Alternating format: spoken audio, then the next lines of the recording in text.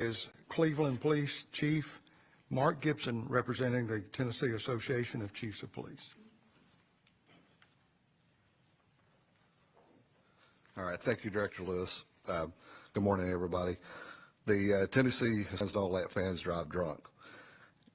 To get ahead of the game, you got to have a game plan, and that game plan starts before the weekend. If you are going to going out for a Super Bowl party, or you're going to host a Super Bowl party, make sure that you have a plan for a designated driver. Never serve alcohol to minors. If an underage person is drinking and driving, the person that provided that alcohol could be held liably responsible for any injuries, any damage or death caused by that underage driver. Also, the MVP for this weekend is going to be the designated driver. If you've committed yourself to be a designated driver, be sure that you uphold that commitment, because you're going to be the most important player on the team, and you need to hold to that commitment. Make smart choices, protect yourself. Make smart choices to protect the ones that you love. And also remember that drinking and driving is never. Thank you, Chief.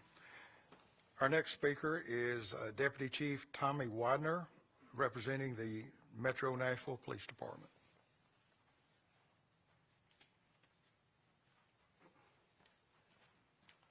Thank you, Director. Good morning, and thank you for everyone joining us today. Today we're here to remind everyone that while the Super Bowl is a time of celebration and community, it's also a time to be responsible. The Metropolitan Nashville Police Department wants to remind everyone that fans don't let fans drive drunk, and buzz driving is drunk driving. This is a critical. We know many people will be celebrating with friends and family, but we plan ahead. If you plan to drink, make arrangements to get home safely, use a ride share, a designated driver, call a cab, or take public transportation. Last year alone, 1/3 of the fatal crashes in Davidson County involved impairment, and an additional 1,100 total crashes involved driving impaired, which all of these crashes, as you all know, are preventable. So as you plan your Super Bowl weekend, remember this one key point: fans don't let fans drive drunk, and look out for each other, because it's all up to us to make sure that we all get home safely. At this time, I'd like to introduce Ron Carner to share a personal story about impaired driving.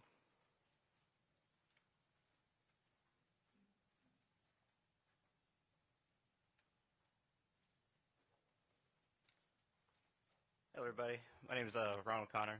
I've been a police officer with Metro for 4.5 years. Within that time, I've been hit or involved in crashes involving DUI drivers 3 times.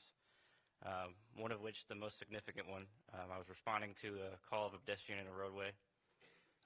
Upon arrival in the area, I saw the individual sitting, or walking rather, on the right shoulder. As I slowed down while still moving, my vehicle was going about 45 miles an hour when the impaired driver who was behind me was going approximately 90 miles an hour, I'm told by the THP officer who arrested him. Struck me from behind and caused my vehicle to spin out, and I crashed into a wall. Luckily, in those moments, police officers were all trained. Train kicked in. I was able to get out of the car, walk up to the driver who was about a quarter mile up, detain him, and bring him back to my vehicle.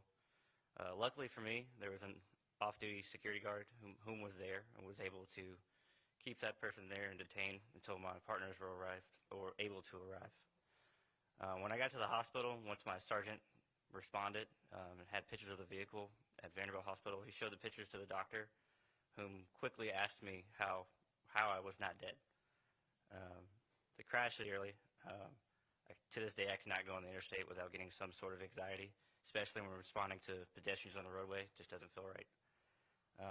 My wife and son, who are here today, have asked me, not my son, he's 2, but my wife has asked me to quit several times throughout this job, and that was definitely one of them.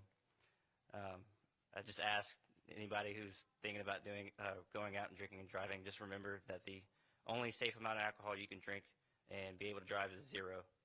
It's not safe. You shouldn't do it. And like I believe somebody here said, that drinking and driving is not a mistake. It's a choice. So please don't drink and drive.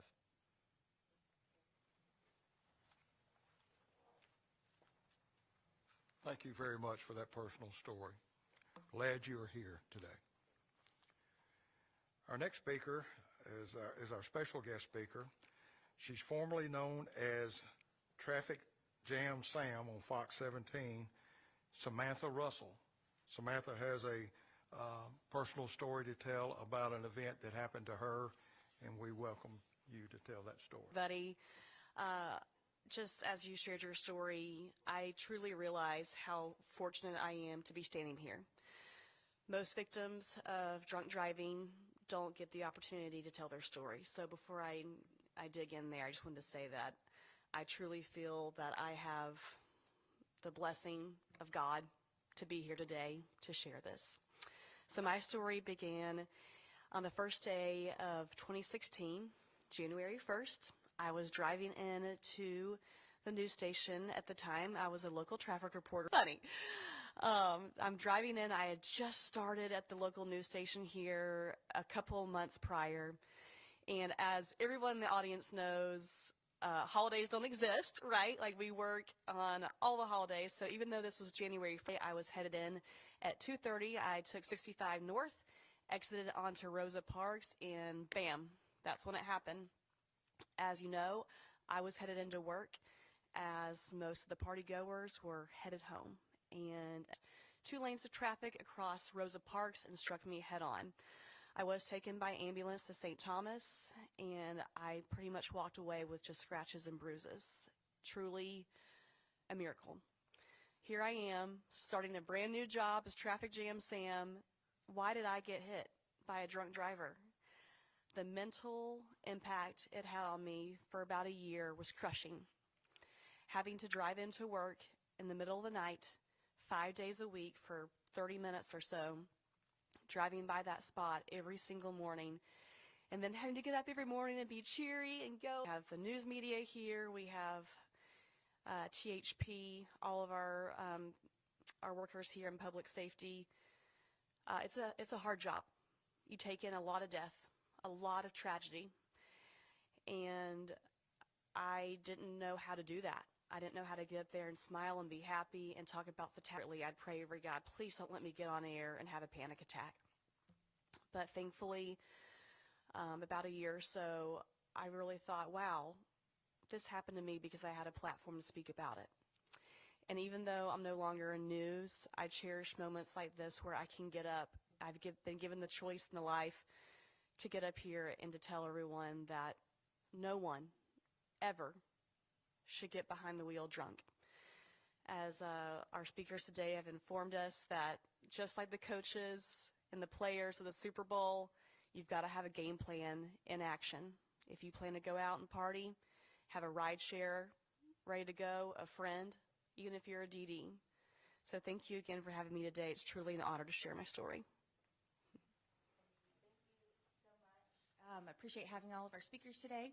I would like to do a special presentation for Miss Samantha.